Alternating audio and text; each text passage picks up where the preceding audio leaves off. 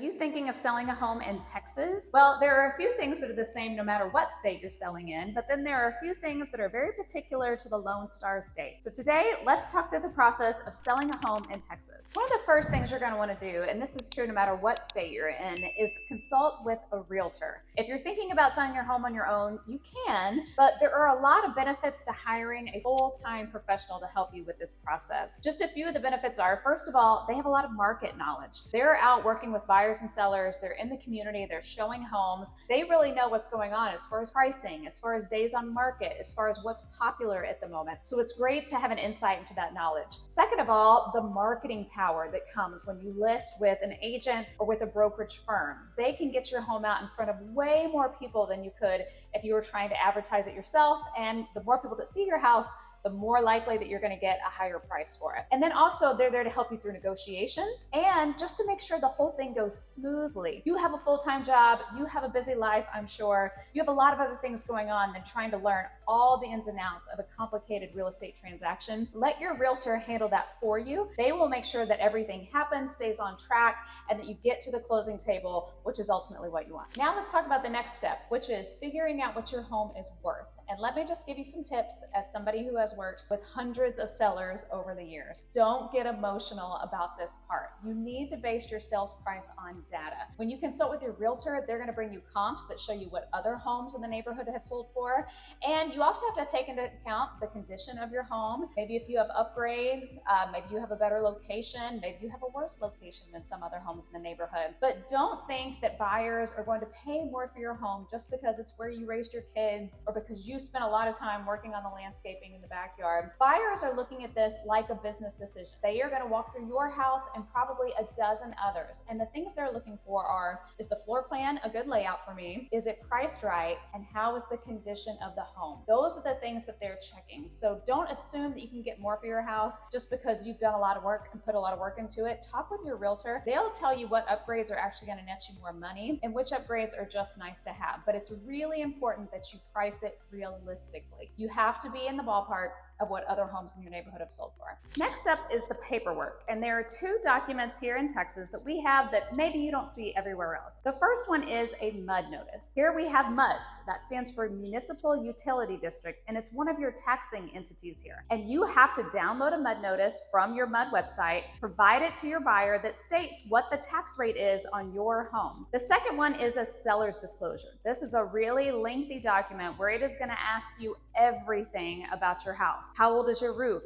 How many AC units do you have? Has the home ever flooded? There's all kinds of information on there that needs to be disclosed to your potential buyer. You want to be really transparent when it comes to disclosures because you never want to end up in legal trouble for not telling a buyer something that they had the right to know about your house. So those are two documents that you're going to have to get filled out before you want to do that before you go on the market, because as soon as you get a potential buyer, you're going to need to be able to provide them both of those documents.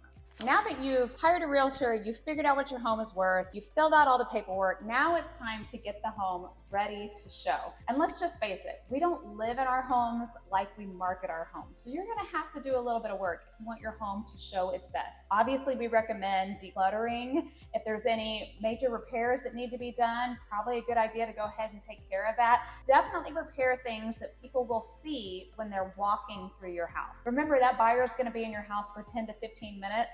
If there's cosmetic stuff that's going to be visible, I would recommend that you go ahead and fix that before you start showing your house. There's decluttering, as I mentioned. There's also staging. So staged homes do sell for more, and some realtors will provide you a staging service where they can come in, either move things around that you already have or potentially bring in furniture to make your home show its best. I highly recommend to my clients, go visit a few model homes if you have any new construction in your neighborhood. Pay attention to how they have them decorated. They spend a lot of money researching what is going to sell a home, and you'll notice it's very minimal. A lot of times things are very neutral. They don't have a lot of bright, bold colors. Rooms are not every different paint color. The furniture is always set up nicely. They don't have a lot of pictures or tchotchkes out all over. You want to make your home look like something that somebody would want to buy, which is not exactly how it looks, at least not how my house looks every single day. So it takes some work to get your home ready. But let me tell you, it is worth it. If you clean up your curb appeal, put some fresh flowers out, put fresh mulch out, get the dust out of your entryway so when people walk in, it's a nice clean front door. Have everything picked up so the home looks really open and clean. Have all the lights turned on so it's light and bright when they come in. These are the things that really get buyers and make them think, ooh, I want to move here. You may have spent money on something that you think is great. Maybe you have a new hot water heater, but those aren't always the things that buyers are willing to pay more money for. In my experience, they will buy something pretty that looks nice and grabs them right when they walk in versus something that maybe has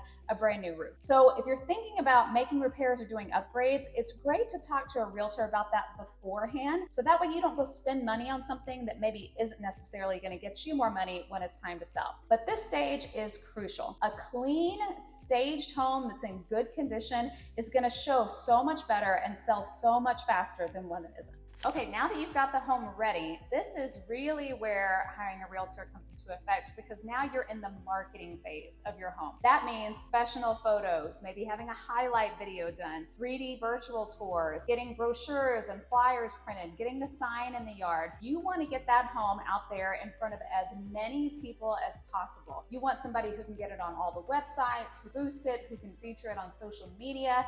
This is where we want to drive the most traffic to your home, because the more people that see it, more likely they're going to come look at it in person, and then that is how you get your potential buyer. Open houses are a great thing to do. Maybe that first weekend that you're on the market, just to get as many people through the home as you can. The marketing phase is really important because, like I mentioned, more eyeballs on the home is typically going to mean a higher price. So you want to make sure you hire somebody that has a great marketing plan and is going to get you in front of as many people as they possibly can.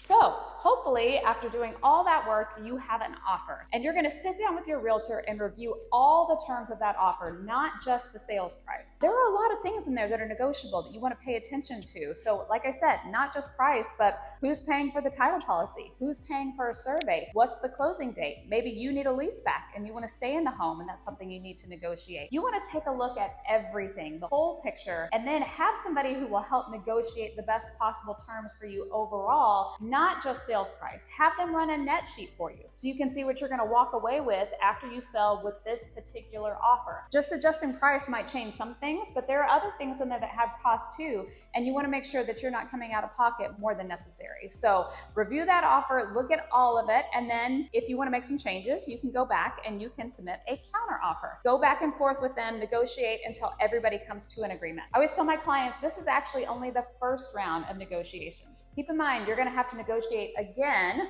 once they have their inspection, and we'll talk about that next. And then you might potentially have to negotiate a third time depending on how your appraisal goes. So first, focus on those contract terms and make sure that you're getting everything you want out of the offer to purchase your house. Now, once you accept an offer and everyone signs the contract, next up in Texas, we have what is called an option period. It's a period of time right at the beginning of the contract phase where the buyer has the unrestricted right to terminate. They might opt out of the contract because they get cold feet, they found something in inspections that maybe scares them off, or even just because a better home came up on the market down the street. So during that time, they can walk away and get their earnest money back without any question. It's also during that time that they have their inspections done. So let's talk a little bit about inspections. The purpose of inspections is to look for major structural, safety, or what I call big ticket items like your roof, your AC, your foundation, things that are going to cost thousands of dollars to fix. An inspection is not a time for a buyer to come in and say, oh, I want new carpet in one of the bedrooms, or maybe the light switch cover is cracked on one of your light switches. That's not the stuff we're looking for. We're really looking for big items or items that are actually broken, not functioning, and in need of repair. I always tell every seller, it does not matter how well kept your home is, that inspector is gonna find something, and almost without fail, every single buyer asks for some sort of repairs. So when we accept a sales price, I always say mentally, have a little bit of cushion in your mind, because you know that you're going to have to spend a little bit more to get that home over the finish line to closing. That period is typically anywhere from 7 to 10 days, and they pay you for that. We call it an option fee. It's not a huge amount, usually somewhere in the ballpark of around a few $100s, but they're basically paying you to take your house off the market, let them come in, have inspections done, and then negotiate repairs. But I think the biggest thing to remember is just that just because you signed a contract does not mean your home sale is a done deal. You have to get through that option period first, and hopefully once everybody agrees to repairs, you can move on through that period onto closing. Once you make it through that option period, your last big hurdle before you close is the appraisal. It's really important that you understand the appraisal process, especially when you're pricing your home. You may get a buyer who's willing to pay you way above market value, but that appraiser has to come in and agree with the sales price in order for them to get their loan. So if your buyer is getting a loan, the lender is going to require an appraisal be done. I always say this is your second most important showing. They are going to come out, they're going to take pictures, they're going to measure your house, but most importantly, they're going to look at what other homes in the neighborhood have sold for and see how your home compares. If that appraisal comes in low, there are a couple things that might happen. First of all, the buyer can't get their loan. Your deal might just fall through. Second of all, if it comes in low, your buyer can agree to pay the difference out of pocket. So let's say your sales price is $300,000, but the appraisal comes in at $290,000. If the buyer has the cash and they're willing, they can bring $10,000 out of pocket to make up that difference and still get the home closed. Then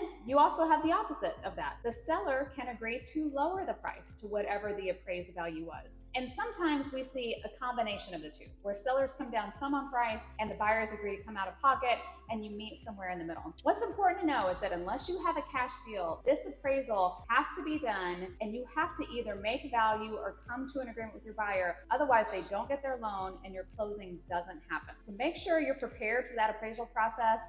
Talk to your realtor. It's best if they maybe have a packet put together that can help justify your sales price, maybe with list of upgrades or things that you've done. Anything that they should know about your contract that will help validate what the buyers agreed to pay. You want to make sure that appraisal comes in at value because that is how everybody gets to the closing table. So now you have finally made it to closing after all of that work. Closing is the day where you are going to come to the title company, you're going to sign all of the closing documents that officially transfer ownership over to your buyers. You typically, unless you have a lease back, need to be completely moved out by this day because the buyers are going to be getting keys to the property that day. You're going to get a detailed disclosure. Here in Texas, we call it a closing disclosure that has a breakdown of every part of the transaction. Prorated taxes, prorated HOA fees, what your closing costs are. This is the day that you're also going to get your proceeds from your sale. So you want to be there, bring your IDs. If you have any questions, make sure you ask them ahead of time. You never want to delay a closing if you can avoid it. And be there ready to hand everything over on closing day. You want to keep your utilities on